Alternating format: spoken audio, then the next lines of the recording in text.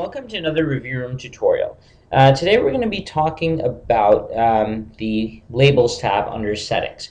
So essentially there are three labels currently that you can change. Obviously we might add more of these later on, but for the time being there are three. And I'll basically describe what these are and how and where they're located. One of them is Teams. So as if you watch the reviewer tutorials or the place where we talk about reviewers and judges, you'll see that one of the things that you can do for any reviewer group is set up teams. So teams can be comprised of one team leader and team members that essentially perform a review function. So if you're interested in having teams, you can also call them something else, like working groups or evaluation teams or whatever you'd like. So if you are using teams in the reviewer section, you can modify the term team here.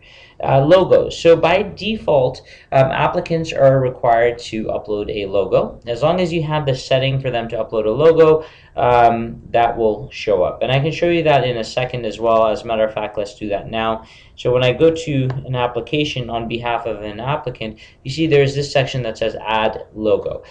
Sometimes, especially for a scholarship program or grant program, you may not if it's individuals applying, they're not going to have a logo because they are not an organization.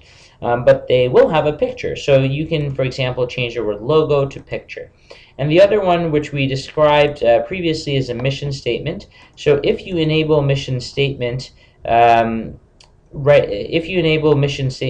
going to show up as a task here, and you'll be able to change mission statement to call it, for example, description or something. So mission statement, if you don't remember, was located here. So I can enable it, for example, right now.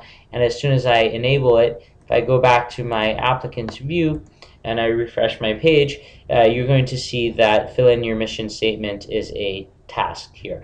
And of course you can change the text mission statement to for example, description of your application or description of your project.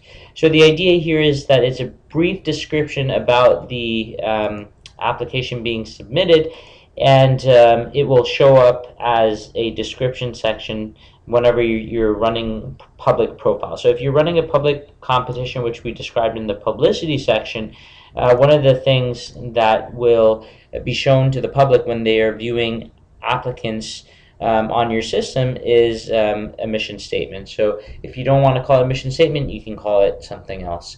But that's pretty much it for this particular tutorial. Thank you so much for joining us, and we will see you in the last tutorial where we talk about the other tab. Thanks again.